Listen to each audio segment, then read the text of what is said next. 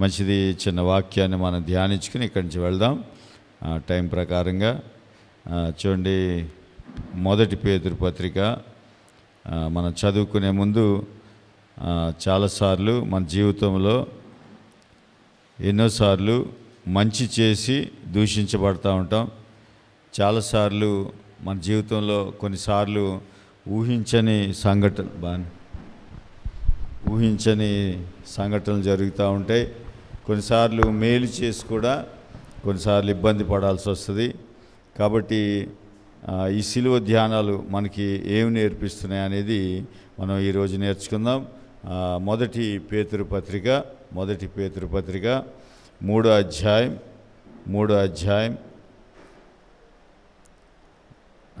14 నుంచి చదువుకుందాం. కొన్ని వచనాలు 14వ వచనం నుంచి చదువుకుందాం. మీరొకవేళ నీతి నిమిత్తము శ్రమపడినను మీరు ధన్యులే. అంటే ఈ వచనం ఏం చెప్తుందంటే, కొన్నిసార్లు యేసు ప్రభు నీతిని అంగీకరించడం ద్వారా కొన్నిసార్లు ఇబ్బందులు కూడా రావచ్చు. శ్రమపడినను మీరు బ్లెస్సెడ్ అంటే నీ బ్లెస్సింగ్ని నీ శ్రమ తీసుకెళ్ళలేదు. నీకు కలిగిన ఆశీర్వాదాన్ని, నీకు కలిగిన శ్రమ నిన్ను ఆశీర్వాదం తీసుకెళ్ళలేదు. మీరు ధన్యులే అంటున్నాడు. ఎప్పుడు? నీతి విషయమై మీరు శ్రమ పడినా కూడా కొన్నిసార్లు శ్రమ కలుగుతుంది. నీతిమంతులకు కూడా కొన్నిసార్లు శ్రమలు వస్తాయి. అయినా మన బ్లెస్సింగ్ని, ధన్యుడు అంటే అర్థం ఏంటంటే బ్లెస్డ్, ఆ బ్లెస్సింగ్ని నీ దగ్గర నుంచి తీసుకెళ్ళలేరు అని చెప్తున్నాడు అనమాట. నీతి విషయం చదవండి. కొంత వారి బెదిరింపునకు భయపడకుడి, కలవరపడకుడి. కొన్నిసార్లు శ్రమ కలిగితే మనం అన్నీ కరెక్ట్గానే ఉన్నాం కదా, ఎందుకు శ్రమ వచ్చింది మరి అని కొన్నిసార్లు మనం ఏమవుతామంటే కలవరానికి గురవుతాం. కొన్నిసార్లు భయపడుతూ ఉంటాం. కొన్నిసార్లు భయం కలుగుతుంది, కొన్నిసార్లు కలవరం కలుగుతూ ఉంటుంది. అది మనిషిగా ఉన్నాం కాబట్టి సహజంగా జరుగుతూ ఉంటుంది. కానీ చెప్తున్నాడు ఏంటంటే, నీ బ్లెస్సింగ్ని, నీకు దేవుడు ఏదైతే బ్లెస్సింగ్ ఇచ్చాడో దాన్ని మాత్రం నీ దగ్గర నుంచి ఎవరు తీసుకెళ్ళలేరు. శ్రమ రావచ్చు, శ్రమను ఆపకపోవచ్చు. మనం ఇప్పుడు చూడండి, కరోనా వచ్చింది, కరోనాను మనం ఆపలేకపోవచ్చు, కానీ మన ప్రాణాన్ని తీసుకెళ్ళలేదు. హల్లెలూయా. ఎందుకంటే ఈ లోకంలో ఉంటాం కాబట్టి శ్రమలు కొన్నిసార్లు టచ్ చేస్తాయి మనల్ని. నీతిమంతులమే, ఏమీ ఎవరికి హాని చేయలేదు, కానీ శ్రమలు మనల్ని కొన్నిసార్లు టచ్ చేస్తాయి. టచ్ చేసినా మనకి చాలా గొప్ప విషయం ఏం చెప్తున్నాడంటే, అది నీకు శ్రమ కలిగినా నీ దగ్గర నుంచి నువ్వు బ్లెస్సెడ్, నీ బ్లెస్సింగ్ని ఎవరు తీసుకెళ్ళలేరు అని మొదటి విషయం. రెండో విషయం ఏం చెప్తున్నాడంటే, నువ్వు ఎవరు బెదిరింపునకు భయపడద్దు. ఎందుకనంటే నువ్వు ఆల్రెడీ నీ దగ్గర ఏముంది? బ్లెస్సింగ్ ఉంది. క్రీస్తు అనుగ్రహించిన బ్లెస్సింగ్ ఆల్రెడీ నీ దగ్గర ఉంది. కాబట్టి ఏదో ఒకవేళ మన చూడండి, కొన్నిసార్లు డాక్టర్ ఇచ్చిన రిపోర్ట్ చూసి భయపడతాం, కొన్నిసార్లు ఎవరో ఫోన్ చేస్తే భయపడతాం, కొన్నిసార్లు మంచి చేసి కూడా కొన్నిసార్లు భయపడాల్సిన పరిస్థితులు వస్తాయి. అంటే శ్రమ కలుగుతూ ఉంటుంది. కలిగినంత మాత్రాన నీ బ్లెస్సింగ్ నీ దగ్గర నుంచి పోదు. ఇది ఎందుకు పోదంటే నేను ముందు చెప్తాను. భయపడకుడి, ఎవరు బెదిరింపులకి, ఎవరైనా బెదిరిస్తారు, కొన్నిసార్లు మనల్ని ఇబ్బంది పెడతారు, అంటే మనల్ని భయపెడతారు. అయినా ఏమంటున్నాడంటే, మీరు వారి బెదిరింపులకు మీరు భయపడద్దు, కలవరపడద్దు, అసలు నిన్ను ఏమీ చేయలేవు అవి అని చెప్తా ఉన్నాడు అనమాట. తర్వాత నిర్మలమైన మనస్సాక్షి కలిగిన వారై మీలోనున్న, అంటే మనలో ఒకటి ఉంది. ఏంటది? నిరీక్షణ. అంటే యేసు ప్రభు అనే నిరీక్షణ మనలో ఉంది. ఆయన మహిమా నిరీక్షణ అంటాడు రోమపత్రికలో. అంటే ఆ గ్లోరీ మన కోసం ఎదురు చూస్తూ ఉంది. కాబట్టి దయచేసి గమనించండి, ఆ మహిమా నిరీక్షణ మనలో ఉంది. కాబట్టి ఈ హేతువు మిమ్మును హేతు అడుగు ప్రతివానికిని, అంటే కొన్నిసార్లు నిన్ను ప్రశ్నల వర్షం కురిపించేస్తారు, లేకపోతే నీ మీద అనేకమైన నిందలేసేస్తారు, లేకపోతే నిన్ను చాలా ఇబ్బందులకు గురి చేయాలని ట్రై చేస్తారు. అయినా నువ్వు భయపడద్దు, కలవరపడద్దు. నువ్వు ఎవరు ఏది అడిగినా నీ పని ఏంటంటే సాత్వికముతోనూ భయముతోనూ సమాధానం చెప్పడానికి ఎల్లప్పుడూ సిద్ధపడుండు. నీ పని, ఎందుకంటే నీలో రెండు విషయాలు చాలా ఇంపార్టెంట్గా చెప్పాడు. ఒకటి, నీలో బ్లెస్సింగ్ ఉంది, అది ఎవడు తీసేయలేడు. రెండవది, నిరీక్షణ ఉంది నీలో. కాబట్టి ఈ రెండు ఉన్నాయి కాబట్టి బయట అట్మాస్ఫియర్ నీకు విరోధంగా ఉండొచ్చు. బయట ఎలా ఉంటుందంటే నీకు విరోధంగా కలవరం వస్తుంది, భయం వస్తుంది, శ్రమ వస్తుంది, ఇబ్బందులు వస్తాయి. అయినప్పటికీ నువ్వు ప్రతిదానికి నువ్వు ఎలా ఉండాలంటే ఆ భయముతోనూ సాత్వికంతోనూ సమాధానం చెప్తూ ఉండాలి. మనం ఎవరి మీద కోపపడకూడదు, మనం ఎవరి మీద విరోధం పెట్టుకోకూడదు, మనం ఎవరి మీద ఇబ్బంది పడకూడదు. వాళ్ళు ఇలా అన్నారు కాబట్టి నేను ఇలా అంటాను, లేకపోతే వాళ్ళు అలా చేశారు కాబట్టి నేను ఇలా చేస్తాను అనొద్దా. ఎందుకు అనొద్దా అంటున్నాడంటే నీలో బ్లెస్సింగ్ ఉంది, నీలో నిరీక్షణ ఉంది కాబట్టి నువ్వు అలా ఉండకూడదు. ఇదంతా ఎందుకు చెప్తున్నాడంటే ఈరోజు హైలైట్ వాక్యం ఏంటంటే మీ హృదయంలో క్రీస్తును ప్రభువుగా ప్రతిష్ఠించుకొనుడి. ఇది ఇవాళ మెయిన్ మన అధ్యయనం ఏంటంటే క్రీస్తుని హృదయంలో ప్రతిష్ఠించుకోమంటున్నాడు. అంటే ఎప్పుడు నేను చాలాసార్లు చెప్తాను, క్రీస్తును ప్రతిష్ఠించుకోవడం అంటే క్రీస్తు అనగానే ఏం గుర్తు రావాలని చెప్పాను మీకు? సిలువ, మరణ, పునరుద్ధానాలు. ఈ మూడుని ఎక్కడ పెట్టుకోవాలి? ప్రతిష్ఠించుకోవాలి. లోపల నువ్వు ప్రతిష్ఠించుకోవాలి. ఎందుకు ప్రతిష్ఠించుకోవాలంటే రీజన్ చెప్తున్నాడు. ప్రతిష్ఠించుడి,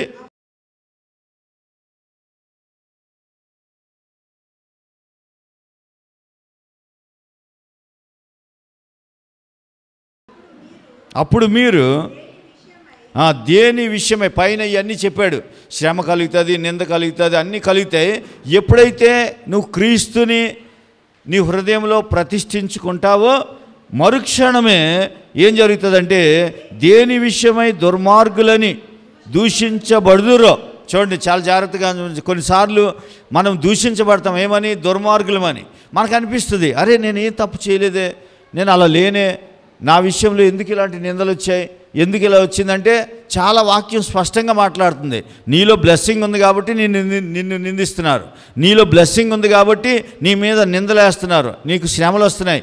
ఎందుకు అని అంటే నీలో బ్లెస్సింగ్ ఉంది, నీలో నిరీక్షణ ఉంది. దయచేసి గమనించండి. దాని విషయమై మీ సత్ప్రవర్తన మీద అపనింద వేయువారు సిగ్గుపడుదురు. హల్లెలూయా, హల్లెలూయా.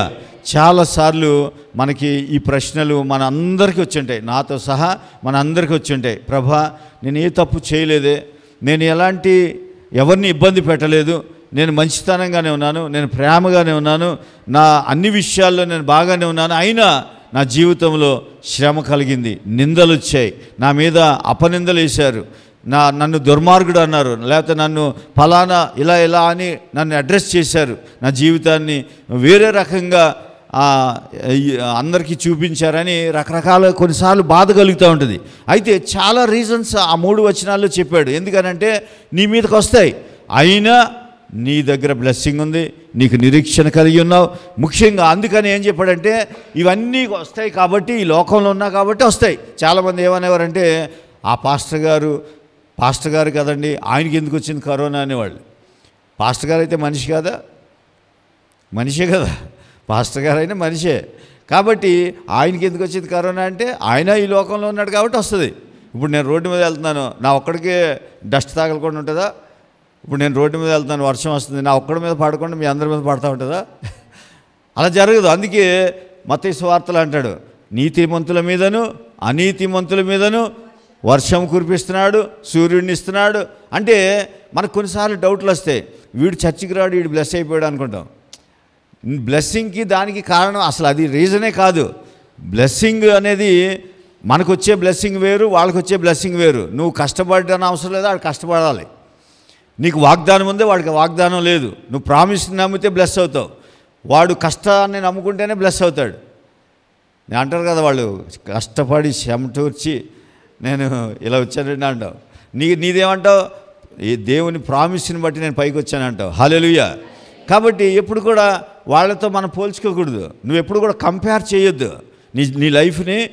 నువ్వు చాలా శ్రేష్టమైన వ్యక్తివి, నీకు ఆ విషయం తెలిసిపోతేనే బ్లెస్ అయిపోతావు. నువ్వు చాలా సెపరేట్, నీ లైఫే సెపరేట్. చూడండి, ఇప్పుడు చాలాసార్లు మనం అనుకుంటాం ఎవడో ఎన్నో నిందలేస్తారు, అవన్నీ పట్టించుకోకూడదు, అవన్నీ పట్టించుకోవద్దు. నువ్వేం చేయాలంటే నీ హృదయంలో క్రీస్తుని ప్రభువుగా ప్రతిష్ఠించుకోవాలంతే నీ పని. అనేవాడు అంటూనే ఉంటాడు. అసలు ఈ రోజుల్లో అయితే వాళ్ళ నోరులు మనం ఆపలేం, సోషల్ మీడియా వచ్చాక అసలు కంట్రోలే లేదు. మనం ఎవరిని ఏం ఆపలేం. నీ మీద ఎన్నైనా చేస్తారు.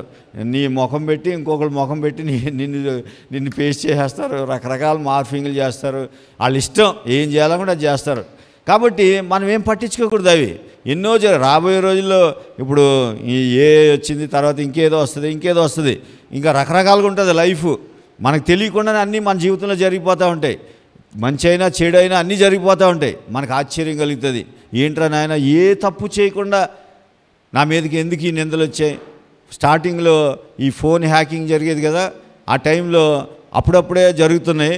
ఆ టైంలో రవికుమార్ బ్రదర్కి బ్యాంకులో ఉండగా ఒక ఫోన్ వచ్చింది. బాంబే నుంచి పోలీస్ స్టేషన్ నుంచి ఫోన్ చేస్తున్నాం, నీ మీద కేసు ఉంది, నువ్వు అర్జెంటుగా బాంబే వితిన్ 1 అవర్లో వచ్చేయాలి, లేకపోతే నీ మీద కేసు వేసేస్తాం. చాలా హడావుడి చేసేసారు. అప్పుడప్పుడే ఫోన్లో ఇదంతా జరుగుతుంది స్కామ్. మనకు తెలియనప్పుడు వచ్చింది ఆయనకి బ్యాంకులో ఉండగా. ఇంకా నయం అక్కడ ఉండగా వచ్చింది. అయినా కంగారు పడి మల్కా స్టేషన్కి వెళ్ళారా పిఎస్కి వెళ్ళలేదు. ఈలోపు వాళ్ళ ఫ్రెండ్ సజెషన్ ఇచ్చారంట, ఏం కాదు అది వట్టిదే, ఫేక్ కాల్ అది అని చెప్పారంట. అంటే చూడండి, మనల్ని కంగారు పెట్టేస్తాయి కొన్నిసార్లు. ఆయన ఏమో తప్పు చేశారా? చేయలేదు. కానీ ఒక ఫోను కొద్దిసేపు కంగారు పెట్టేసింది, భయపెట్టేసింది, కలవరానికి గురి చేసేస్తుంది. కానీ అక్కడ ఏం రాశాడు? మీకు కలవరం వస్తుంది, ఎవరు బెదిరింపునకు భయపడకుడి. ఏ వస్తుందని ముందే తెలుసు ఆయనకి. ఇలాంటివి వస్తాయని, ఫేక్ కాల్స్ వస్తాయని తెలుసు. అందుకే ఎవరి బెదిరింపుకు భయపడొద్దు, కలవరపడొద్దు. ఎందుకనంటే నీలో బ్లెస్సింగ్ ఉంది కాబట్టి నువ్వు భయపడద్దు. నువ్వు చేయాల్సిన పని ఏంటంటే, నువ్వు బయట అట్మాస్ఫియర్ని మార్చలేం. జ్ఞాపకం పెట్టుకోండి, బయట రోజుకి మీరు చూడండి, సీసీ కెమెరాలు వచ్చాయి, ఎక్కడికెక్కడ నిఘా వచ్చింది. ఇలా మనం చిటికేస్తే ప్రపంచానికి తెలిసిపోయే రోజులు ఇవి. మీడియాలో ఉంది. అయినా కూడా మీరు గమనించండి, ఇంత ఉన్నా నిన్న ఆమె ఎవరో 3 పిల్లల్ని చంపేసింది, విషమిచ్చి. చంపేసిందా లేదా? చంపేసింది. మళ్ళీ ఇంకొకటి ఏదో చదివాను నిన్న, ఇంకొక విషయం ఏదో జరిగింది. ఎవడో వైజాగ్లో ఒక అమ్మాయి పీక నరికేసాడట. అమ్మాయి గొంతు కోసేసాడు, అది తల్లిని కూడా చంపేశాడు. అది చూడండి, అంటే ఇంత నిఘా ఉన్నా సరే, ఎన్ని సీసీ కెమెరాలు ఉన్నాయి, ఎంత నిఘా ఉంది, ఎన్ని మహిళా పోలీస్ స్టేషన్లు ఉన్నాయి, ఎన్ని చట్టాలు తీసుకొచ్చారు. మీరు చెప్పండి, అప్పటికంటే పెరిగినాయా తగ్గినాయా? పెరిగినాయి. దాన్ని నువ్వు కంట్రోల్ చేయలేవు.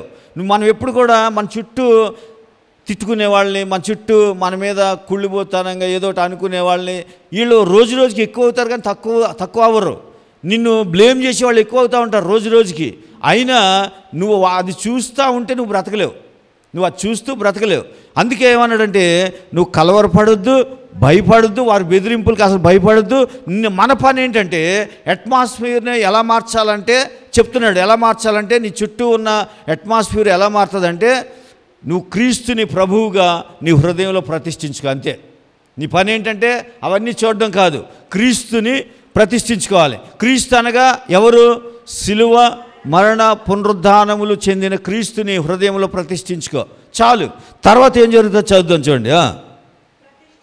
ప్రతిష్ఠించుడి, అప్పుడు మీరు దేని విషయమై, చూడండి దేని విషయంలో అంటే ఏ విషయంలో అయినా సరే నీ జీవితంలో ఒకవేళ అపనిందకి గురైతే, ఒకవేళ నువ్వు చెయ్యని నేరానికి శిక్షిస్తుంటే నిన్ను, లేకపోతే నీకు చెయ్యని తప్పుకి నీ మీద ఏదో వచ్చినాయి, ప్రాబ్లమ్స్ వచ్చినాయి, దీనికి నువ్వు ఏమి కూడా బాధపడిన అవసరం లేదు. దీనికి నువ్వు చెయ్యని దానికి కొన్నిసార్లు వస్తూ ఉంటాయి శ్రమలు, కానీ నువ్వు బాధపడద్దు. ఎందుకనంటే ఇక్కడ చాలా సీక్రెట్ చెప్తున్నాడు. దేని విషయమై దుర్మార్గులని, చూడండి ఎంత పెద్ద మాట. నువ్వు దేని విషయంలో దుర్మార్గుడు అని అనిపించుకుంటున్నావో ఆ విషయంలో దూషింపబడుదురో దాని విషయమై అంటే ఏ విషయంలో నీకు నిందొచ్చిందో, ఏ విషయంలో నీకు ఇబ్బంది కలిగిందో ఆ విషయంలో క్రీస్తునందున్న, అంటే క్రీస్తునందు ఎందుకున్నావు అంతకుముందే చెప్పాడు. క్రీస్తుని ఏం చేయమన్నాడు? హృదయంలో ప్రతిష్ఠించుకో. అంతే, నిందలు చూడొద్దు. మనం చాలాసార్లు మనం ఏం చేస్తామంటే, నేను చెయ్యని దానికి నా మీద ఇలాగ అన్నారు అలాగన్నారని ఏడ్చుకుంటా మనం చాలా భయపడి కలవరపడిపోతూ ఉంటాం. కలవరపడినప్పుడు ఇంకా బెదిరించేస్తుంది సైతాన్.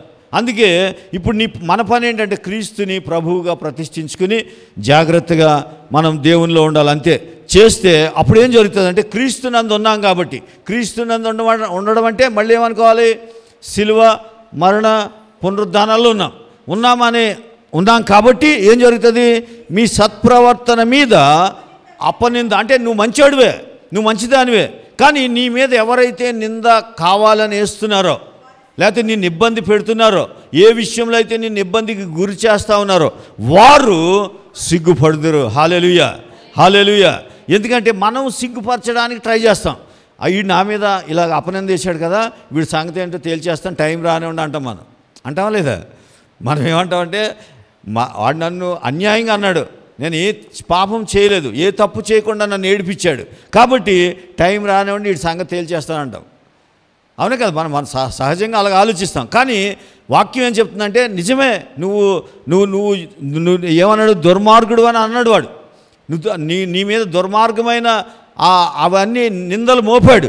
కానీ నువ్వు ప్రభువుని, క్రీస్తుని ప్రభువుగా ప్రతిష్ఠించుకున్న తర్వాత క్రీస్తు నందున్న మీ సత్ప్రవర్తన మీద, సత్ప్రవర్తన ఏంటి, మళ్ళీ మీరు ఎక్కడికి వెళ్ళిపోద్దు. సత్ప్రవర్తన అంటే నేను బాగా ఉండాలి, ఇలాగా మోకాళ్ళు వేసి ప్రార్థన చేయాలి, ఓకే మంచిదే, చేయగలిగిన వారు చేయండి, మోకాళ్ళ నొప్పులు ఉన్న వాళ్ళు చేయలేరు. అందుకని అవన్నీ మంచివే, కానీ దాన్ని బట్టి కాదు. ఏమంటున్నాడంటే సత్ప్రవర్తన అంటే అర్థం ఏంటంటే అంతకుముందే చెప్పాడు, క్రీస్తుని ఏం చేయాలి, నీ హృదయంలో ప్రభువుగా ప్రతిష్ఠించుకోవాలి. ఎప్పుడైతే ఆయన్ని ప్రభువుగా ప్రతిష్ఠించుకుంటావో అదే సత్ప్రవర్తన. హల్లెలూయా. సత్ప్రవర్తన అంటే మనం ఏమనుకుంటామంటే రోజు ఎలా ఉండాలి, పొద్దున్నే లేచి క్యాలెండర్లో వాక్యం చదివేయాలి, తర్వాత డ్యూటీకి వెళ్ళేటప్పుడు ఒక వాక్యం చదువుకోవాలి, రాగానే ఒక 5 వచనాలు చదువుకోవాలి, టైం టేబుల్ పెట్టుకుంటాం. దేవుడి దగ్గర తండ్రికి నీకు టైం టేబుల్ ఏంటి, నువ్వు రోజంతా గడపవచ్చు తండ్రితో. అవసరం అనుకుంటే రోజంతా బైబిల్ చదువుకోవచ్చు. దానికి ఒక టైం టేబుల్ పెట్టుకోకూడదు. 5 వచనాలు చదువుతాను ఇవాళ, లేకపోతే ఇవాళ ఒక అధ్యాయం చదువుతాను, ఎలాగైనా ఈ సంవత్సరం బైబిల్ పూర్తి చేస్తాను, 3 సార్లు ప్రార్థన చేస్తాను. దానియేలు అటు తిరిగి ప్రార్థన చేశాడు కదా, నేను కూడా అటు తిరిగి ప్రార్థన చేస్తాను, కిటికీలు తీసి ప్రార్థన చేస్తాను అంటే నువ్వు ప్రార్థన చేసేలోపు దొంగడు వచ్చి ఏదో ఎత్తిపోతాడు ఆ కిటికీ తీసేలోపు. అందుకని అవన్నీ వద్దు. అప్పుడు టెక్నాలజీ లేదు. అది ఇప్పుడు కిటికీ తీసేవారికి వాడు ఎప్పుడు వస్తాడో తెలియదు, వచ్చి ఉన్నాయి కూడా తీసిపోతాడు. అందుకని అవన్నీ కాదు. సత్ప్రవర్తన అంటే అర్థం ఏంటంటే క్రీస్తుని నువ్వు ప్రభువుగా ప్రతిష్ఠించుకోవడమే. హల్లెలూయా. అంతేగాని నీ సత్ప్రవర్తన, అది సత్ప్రవర్తన. క్రీస్తుని ప్రభువుగా నువ్వు అంగీకరించి నీ హృదయంలో పెట్టుకున్నావు కదా, అది చూస్తాడు దేవుడు.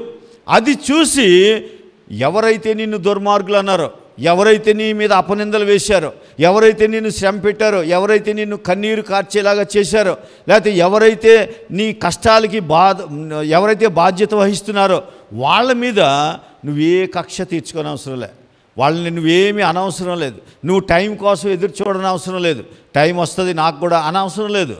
అనకుండానే ఏం జరుగుతుంది, మీ సత్ప్రవర్తన అంటే క్రీస్తుని ప్రభువుగా ప్రతిష్ఠించుకున్నావు కాబట్టి వారు సిగ్గుపడుదురు. హల్లెలూయా. ఎలా సిగ్గుపడతారో మనకు తెలియదు, కానీ సిగ్గుపడతారు. నీ మీద నీ సత్ప్రవర్తన అంటే నిన్నంటే ఎవరిని అన్నట్టు, క్రీస్తుని అన్నట్టు. హల్లెలూయా. అందుకే సౌలుతో అంటాడు, సౌలా సౌలా నీవేళ నన్ను హింసించున్నావు అంటే హింసించాడు, ఆయన్ని విశ్వాసుల్ని హింసించాడు. కానీ సౌలుని ఏమన్నాడు, నన్ను హింసిస్తున్నావు అన్నాడు. అందుకే ఇప్పుడు క్రీస్తునందు నువ్వు ఉన్నావు కాబట్టి నీ సత్ప్రవర్తన అదే, క్రీస్తునందు ఉండడమే నీ సత్ప్రవర్తన. దీని మీద ఎవరైనా అపనిందిస్తే వాళ్ళు సిగ్గుపడతారు. ఎందుకంటే క్రీస్తుని అన్నట్టు, వాళ్ళు నిన్ను కాదు అన్నట్టు, క్రీస్తుని అన్నారు. అందుకే గలతీ 2:20 చదవండి. గలతీ 2:20 పౌలు ఏమంటున్నాడు చూడండి ఒకసారి.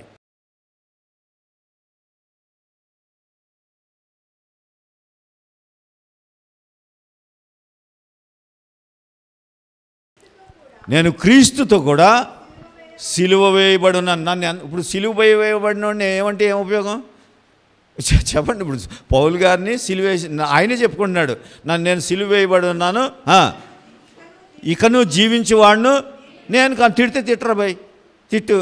ఎందుకంటే నేను జీవించేది నేను కాదు, అవునా కదా, ఎవరు, క్రీస్తు జీవిస్తున్నాడు. తిడితే నువ్వు క్రీస్తుని తిట్టినాడు, నన్ను కాదు అంటున్నాడు. నేను ఆల్రెడీ సిలువ వేయబడ్డాను కాబట్టి ఇక నువ్వు జీవించేవాడిని నేను కాదు. ఒకవేళ తిడతావా తిట్టు, కొడతావా కొట్టు. ఎవరిని కొట్టినట్టు, ఎవరిని తిట్టినట్టు, నేను క్రీస్తులో ఉన్నాను కాబట్టి క్రీస్తుని నువ్వు తిట్టినట్టు, క్రీస్తుని నువ్వు కొట్టినట్టు అని చెబుతూ క్రీస్తే నా యందు జీవించున్నాడు, నేనిప్పుడు శరీరమందు జీవించుచున్న జీవితము నన్ను ప్రేమించి నా కొరకు తన్ను తాను అప్పగించుకొనిన దేవుని కుమారుని అందలి విశ్వాసము వలన జీవించుచున్నాను. ఇది స్టేట్మెంట్. ఇది క్రైస్తవుడు ఎప్పుడు గుర్తుంచుకోవాలి ఈ వచనం. అంటే నీ మీద అన్యాయంగా అపనిందలు వేస్తారు, ఎందుకంటే సత్ప్రవర్తన అన్నాడు. సత్ప్రవర్తన అంటే నువ్వు క్రీస్తునందున్నావు కాబట్టి నేను తిడతారు, గ్యారంటీగా తిడతారు. లేకపోతే నువ్వు క్రీస్తునందున్నావు కాబట్టి నీ మీదకి నిందలు వస్తాయి, కష్టాలు వస్తాయి, అనారోగ్యాలు వస్తాయి. ఏమీ కంగారు పడద్దు అన్నాడు. కలవరపడొద్దు. తర్వాత ఏమన్నాడు? భయపడొద్దు, ఎవరు బెదిరింపుకి ఏమీ నువ్వు కలత చెందొద్దు అన్నాడు.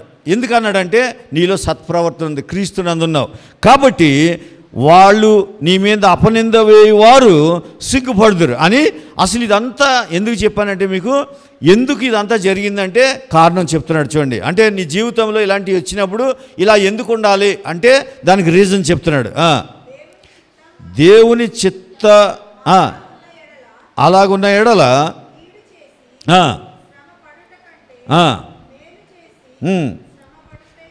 ఒకవేళ నిజంగానే దేవుని చిత్తం అనుకోండి మనం శ్రమ పడ్డం, అది కాదు కానీ చెప్తున్నాడు. ఒకవేళ అది దేవుని చిత్తమే అనుకోండి, కీడు చేసి శ్రమ పడే కంటే మేలు చేసే కష్టపడు అంటున్నాడు. ఎందుకనంటే మీకు ఒక ఉదాహరణ చెప్తాను. దావీదు పారిపోతున్నాడు, ఎవరు వాళ్ళ కొడుకు అబ్షాలోము భయపడి పారిపోతూ ఉంటే ఆ షిమి అనే ఒకడు కొండల్లో కూడా అంటా పారిపోతూ ఉంటే దావీదు వాళ్ళ సైన్యము వాడు తిడతాడు, దావీదుని చాలా తిట్లు తిడతాడు. ఏమంటే కుక్క అంటాడు, పిచ్చోడు అంటాడు, రకరకాలుగా తిడతాడు. తిడితే ఆ దావీదు పక్కనున్న సైనికాధికారి కోపం వస్తుంది, వచ్చి వీడు నిన్ను తిడతాడా రాజా, నువ్వు ఆజ్ఞ అని చంపేస్తాను అంటాడు. అంటే వద్దు, ఒకవేళ దేవుని చిత్తమే అనుకో తిట్టని, ఒకవేళ దేవుని చిత్తం కాదనుకో అది నాకు మేలుగా మారుస్తాడు అంటాడు దావీదు. అది నాకు మేలుగా మారుస్తాడు, నువ్వెందుకు కంగారు పడతావు అంటాడు. అందుకే దేవుని హృదయానుసారుడు అయిపోయాడు దావీదు. అందుకే దయచేసి మనం యాక్షన్ తీసుకోవాలి. రియాక్షన్ నీ నుంచి రాకూడదు, నీ దగ్గర నుంచి రియాక్షన్ రాకూడదు. నీ దగ్గర ఒకటే ఉండాలి, ఏంటంటే క్రీస్తుని ప్రభువుగా ప్రతిష్ఠించుకున్నావు కాబట్టి శ్రమలు వస్తూ ఉంటాయి, నిందలు వస్తూ ఉంటాయి, అవన్నీ సిగ్గుపడతారు. ఒక రోజున నీ మీద అపనింద వేసిన వారు సిగ్గుపడే రోజులు వస్తాయి. వచ్చిన తర్వాత అది నీ వల్ల రాకూడదు, అంటే నువ్వు రివెంజ్ తీసుకున్నట్టు రాకూడదు, లేకపోతే నువ్వు రియాక్షన్ ఇవ్వకూడదు. యాక్షన్కి రియాక్షన్ అన్నట్టు ఉండకూడదు. దేవుడే నువ్వు, ఎందుకంటే దేవుడిని అన్నారు కాబట్టి దేవుడిని విషయంలో ఏదో ఒక రోజున వాళ్ళకి ఏం జరగాలో దేవుడు చూసుకుంటాడు. అందుకని వాళ్ళు సిగ్గుపడతారు అని నువ్వు కీడు చేసి శ్రమ పట్టు కంటే మేలు చేసి శ్రమ పట్టే బహు మంచిది. ఇది మెయిన్ వచనం. అనగా మనలను చాలాసార్లు మన సాక్ష్యాలు ఎలా ఉంటాయంటే, జాగ్రత్తగా వినండి, సాక్ష్యం ఎలా ఉంటుందంటే, నేను దేవుడిని నమ్ముకున్నానండి. ఏమంటాం మనం? నేను దేవుడిని నమ్ముకున్నానండి, దేవుడిని ఒకరోజు ఆయన్ని పాపక్షమాపణ అడిగానండి, ఒకరోజు నేను ఇలా చేశానండి అంటావు. అదంతా వట్టిది. దేవుడు ఏం చెప్తున్నాడంటే ఆయన దగ్గరికి నిన్ను ఏమని రాశాడు, మళ్ళీ చదువు, చాలా జాగ్రత్త చదువు. అనగా మనలను దేవుని యొద్దకు తెచ్చుటకు. హల్లెలూయా, హల్లెలూయా. ఈ మాట చదివినప్పుడు నాకు అనిపించింది, నేను ఇంత పొడుగు సాక్ష్యం చెప్పేవాడిని ఇదివరకు, నేను దేవుని దగ్గరికి ఇలా వచ్చాను అలా వచ్చానని. మనదేం లేదు. అక్కడ ఏమంటాడంటే దేవుని దగ్గరికి నన్ను తీసుకొచ్చింది, ఏ విషయం తీసుకొచ్చింది, దేవుని దగ్గరికి ఏ విషయము నన్ను నడిపించింది. చాలా ప్రాముఖ్యమైన విషయం. చాలాసార్లు మనం చాలా కఠినంగా ఉంటాం, అయినా దేవుని దగ్గరికి మనల్ని తీసుకొచ్చే విషయం ఏంటంటే, జాగ్రత్తగా వినండి, తెచ్చుటకు అనీతిమంతుల కొరకు. అసలు ఈ వచనం చదివితే మన అతిశయం అంతా పోద్ది.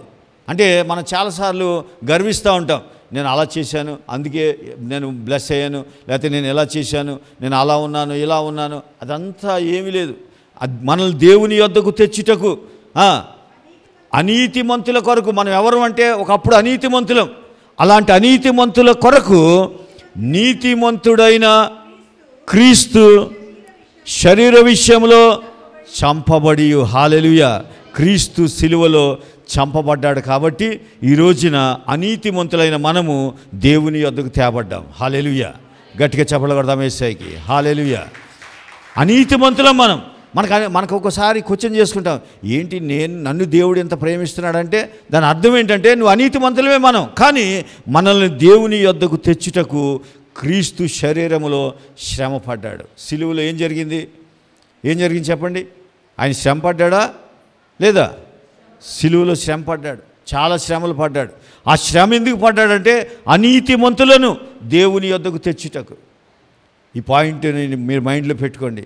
మనం అనీతిమంతులమే, కానీ దేవుని యొద్దకు మన పాప క్షమాపణగా తీసుకొచ్చింది.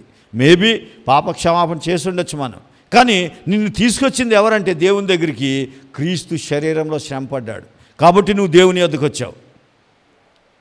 నువ్వు ఎప్పుడైతే ఆ విషయాన్ని గ్రహిస్తావో, మీకు వీలైతే రేపు ఆ మెసేజ్ చెప్తాను, లేకపోతే ఎల్లుండి అని చెప్తాను. అంటే ఇంకా దీన్ని కంటిన్యూషన్ ఉంది. అంటే క్రీస్తునొద్దకు మిమ్మల్ని నడిపించేది ఏ వార్త అంటే సిలువను గూర్చిన వార్త. ఆయన శ్రమ పడ్డాడని తెలిస్తే నువ్వు దేవుని దగ్గరికి వస్తావు. ఎందుకు వస్తావంటే నువ్వు అనీతిమంతుడు, అర్హత లేని వ్యక్తివి. అందుకే మనం గ్రేస్ అంటాం. గ్రేస్ అంటే కృప, అంటే అర్హత లేని వాడికి అర్హత ఇవ్వడం. అందుకే దయచేసి గమనించండి, అనీతిమంతులను క్రీస్తు శరీర విషయంలో చంపబడి, ఆత్మ విషయంలో బ్రతికింపబడి, పాపముల విషయంలో ఒక్కసారే శ్రమ పడెను. ఇది కారణం. మన అనీతిమంతుల కొరకు ఆయన శరీరంలో శ్రమలు అనుభవించి మన పాపముల విషయంలో ఒక్కసారి శ్రమ పడ్డాడు, ఒక్కసారి బలిగా అర్పించబడ్డాడు. అందుకని మనం ఎప్పుడు కూడా కొన్నిసార్లు మన చుట్టూ ఉన్న పరిస్థితులు ఒకసారి మన మీద దాడి చేస్తాయి. నీ తప్పేముండదు అందులో, కానీ తెలియకుండానే దాడికి గురవుతాను. నీ జీవితం కొన్నిసార్లు శ్రమలకి వచ్చేస్తాయి. ఒకసారి అనుకోకుండా మనకు తెలియకుండా అప్పటిదాకా బాగానే ఉంటుంది, ఆర్థిక పరిస్థితులు వచ్చేస్తాయి. ఒకసారి భారం అయిపోద్ది, కొన్నిసార్లు అనారోగ్యం వచ్చేస్తుంది, ఒకదాని తర్వాత ఒకటి వచ్చేస్తుంది. కానీ వాక్యం ఏం చెప్తుందంటే నువ్వు కలవరపడద్దు. నిన్ను ఎవరైనా ఒకవేళ నిన్ను బెదిరిస్తడం అంటే పరిస్థితులు కూడా బెదిరిస్తాయి. ఆర్థిక ఇబ్బందులు ఉన్నాయనుకో, నీకు నిద్ర పడుతుందా?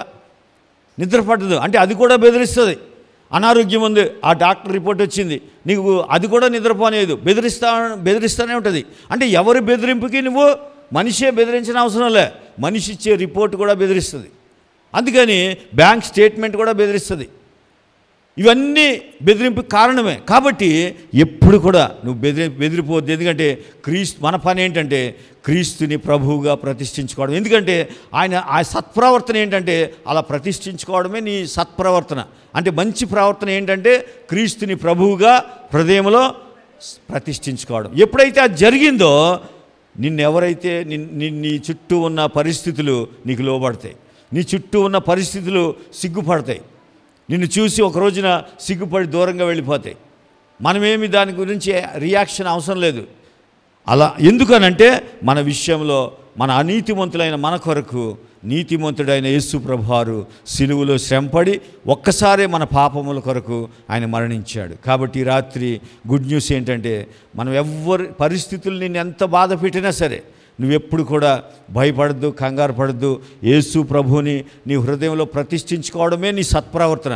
అది చూసి పరిస్థితులు అవమానానికి లోనవుతాయి, అవే అవమానించబడతాయి, సిగ్గుపడి నిన్ను వదిలిపెట్టి వెళ్ళిపోతాయి. ఎందుకనంటే అనీతిమంతుల కొరకు క్రీస్తు శ్రమపడి ఒక్కసారి మన పాపముల కొరకు అప్పగించబడ్డాడు. కాబట్టి మన జీవితంలో సిగ్గు మనం పడం, తాత్కాలికంగా శ్రమ కలుగుతుంది, కానీ సిగ్గుపడే సిగ్గు మనల్ని ఎప్పుడు కూడా సిగ్గుపడనివాడు.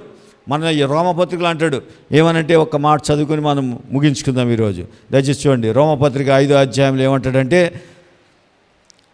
5వ అధ్యాయం 4వ వచనం చదవండి. 5వ వచనం.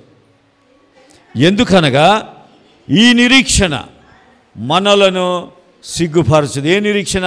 క్రీస్తుని ప్రభువుగా ప్రతిష్ఠించుకున్న ఈ నిరీక్షణ నిన్ను సిగ్గుపడనివ్వకుండా చేస్తుంది. మేబీ నీ పరిస్థితులు ఎలా ఉన్నప్పటికీ నిన్ను సిగ్గుపడనివ్వదు. ఎందుకంటే ఈరోజు చూడండి, నేను ప్రార్థన స్టార్ట్ చేసినప్పుడు 5 మంది ఉన్నాం, 5-6 మంది ఉన్నాం అంతే. మళ్ళీ 50 మంది అయిపోయాం. ఇది మనల్ని సిగ్గుపడనివ్వదు. వాతావరణం, మేము కారులో బయలుదేరినప్పుడు వర్షం, మేమేం మాకేం అలాగేం అనుకోలేదు. మేము వచ్చేసరికి మాకే ఆశ్చర్యం పుట్టేలాగా మన సంఘస్థులు ఎలా ఉన్నారంటే, మన నాగమణి సిస్టర్ గారు పీటర్సన్ గారు గుమ్మం దగ్గర నిలబడి ఉన్నారు.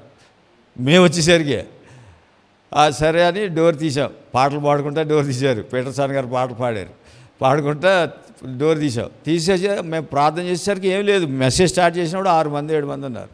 ఇప్పుడు 50 మంది అయిపోయారు. అందుకని మన నిరీక్షణ సిగ్గుపడినివ్వదు. వర్షం నిన్ను ఏమైనా సిగ్గుపడినిచ్చిందా? అప్పుడు మన సంఘాన్ని ఏమైనా సిగ్గుపడినిచ్చిందా?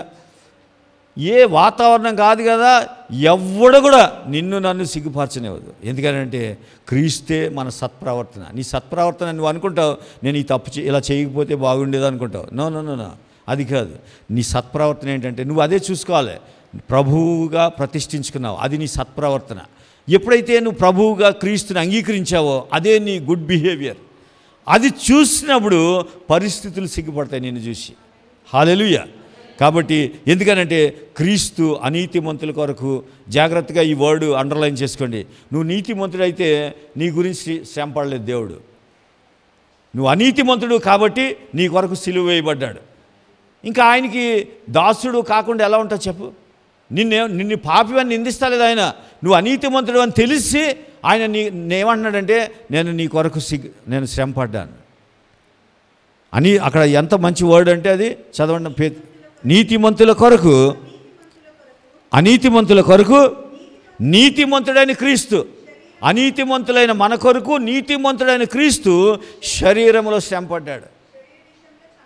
ఇంకా నువ్వు దాని గురించి ఇప్పుడు నువ్వు అనీతిమంతుడు అని తెలిసి ఆయనకు నీతిమంతుడు అయిన క్రీస్తు నీ గురించి శ్రమ పడ్డాడు. ఇప్పుడు నువ్వు రక్షించబడి మళ్ళీ నిన్ను నువ్వు చూసుకున్నావు. ఏంటంటే నా బిహేవియర్ బాగోలేదండి, అందుకే అసలు నీకు బాగోలేదని ఆయన శ్రమ పడ్డాడు సిలువలో. దయచేసి వాక్యాన్ని మీకు అర్థమైపోతే ధైర్యం వచ్చేస్తుందండి. వాక్యం నీకు అర్థమైతే నీ కొండంత సమస్య నీ ముందున్న ధైర్యంగా ఇంటికి వెళ్ళి పడుకుంటావు. ఎందుకనంటే క్రీస్తు మన కొరకు శ్రమ పడ్డాడు. అనీతిమంతులమే, మన బిహేవియర్ బాగోదు. మన బిహేవియర్ ఒకటే. నీ బిహేవియర్ ఎక్కడ బాగుంటుందంటే క్రీస్తుని యాక్సెప్ట్ చేసి అదొక్కటే నీ బిహేవియర్. దేవుడు చూసేది అదొక్కటే. మిగతా బిహేవియర్ ఏది బాగోదు. నాలో కూడా బాగోదు, మీలోనూ బాగోదు. బిహేవియర్ చూసామనుకోండి, నా మీద మీకు కోపం వస్తుంది, మీ మీద నాకు కోపం వస్తుంది. నన్ను క్రీస్తుని అంగీకరించాలన్నట్టుగా నన్ను చూడాలి, మిమ్మల్ని నేను ఎలా చూడాలి? క్రీస్తుని మీరు అంగీకరించారు, అదే మీ గుడ్ బిహేవియర్. అంతేగాని ఇంకా ఏది నిన్ను నువ్వు చూసుకున్నప్పుడు కూడా నీ గుడ్ బిహేవియర్ ఏంటంటే క్రీస్తుని అంగీకరించావు, అంతే. అది నీ సత్ప్రవర్తన.